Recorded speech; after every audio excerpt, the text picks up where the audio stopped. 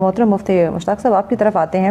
ایک اور ایسا پہلو جو رائٹ نا جو سچویشن بھی ہے، مہنگائی کی ہم بات کرتے ہیں کہ ہماری معیشت کا بڑا غرق ہو گیا ہے، تو یہ جو معاشی دباؤ ہے کیا یہ بھی خاندانی نظام کو کمزور کر رہا ہے؟ یعنی کہ ہر بندہ کمائی میں لگا ہوا ہے، ہر بندہ ایک عجیب سے انوائرمنٹ میں ہے، گھر میں کیسے اس نے ایک فیملی سے بات کرنی ہے، ایک تربیت کا ایلیمنٹ، بچوں کے ساتھ کیسے گزارنا ہے، زبان کا استعمال کیسے کرنا ہے، بالکل ان چیزوں سے نکل گیا ہوا. صرف اور صرف اس کو ایک ہی چیز ہے کہ میں نے اپنے جو فائنینشیل اپنی سچویشن ہے اس کو مضبوط کرنا ہے. تو یہ معاشی دباؤ بھی اثر انداز ہو رہے ہیں ہمارے خاندانی نظام کے اوپر؟ جی بالکل ایسا ہی ہے. قرآن مجید کے اندر واضح طور پر اللہ رب العزت ارشاد فرماتا ہے وَمَنْ أَعْرَضَ عَنْ ذِكْرِي فَإِنَّ لَهُ مَعِيشَةً ضَنْكَ. اللہ فرماتا ہے کہ جو ہمارے ذکر سے اعراض کرے، قرآن و سنت سے اعراض کرے، تو ہم اس کی معیشت کو تنگ کر دیتے ہیں، زندگی کو تنگ کر دیتے ہیں.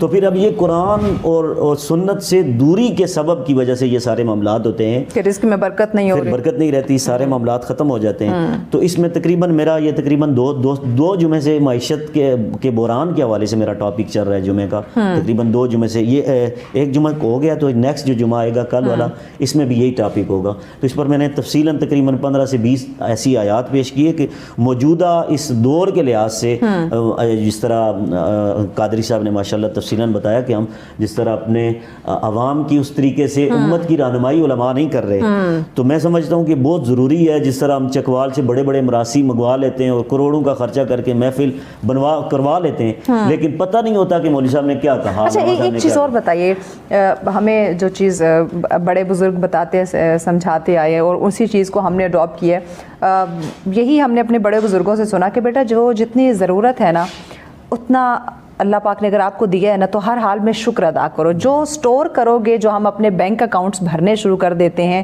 آپ کو اگلے لمحے کا نہیں پتا کہ آپ نے زندہ رہنا ہے نہیں رہنا. وہ جو آپ نے اپنے بینک اکاؤنٹ آپ نے بھر لیے ہیں، آپ نے ان کو جو ہے نا وہ خرچ بھی کرنا ہے یا نہیں کرنا. تو آج ہم دیکھ رہے ہیں کہ ہمارے جو زیادہ ہمارا فوکس ہے وہ صرف اور صرف کس چیز پہ ہے؟ بینک اکاؤنٹ بھرنے پہ. ذرا بتائیے. بہت بڑا فتنہ ہے، بہت بڑا فتنہ ہے. قرآن کے اندر اللہ رب العزت نے ارشاد فرمایا الہاکم التکاثر، تمہیں ہلاک کر دیا ہے کثرت مال نے، حتی زرتم المقابر، یہاں تک کہ تم قبروں تک جا پہنچے.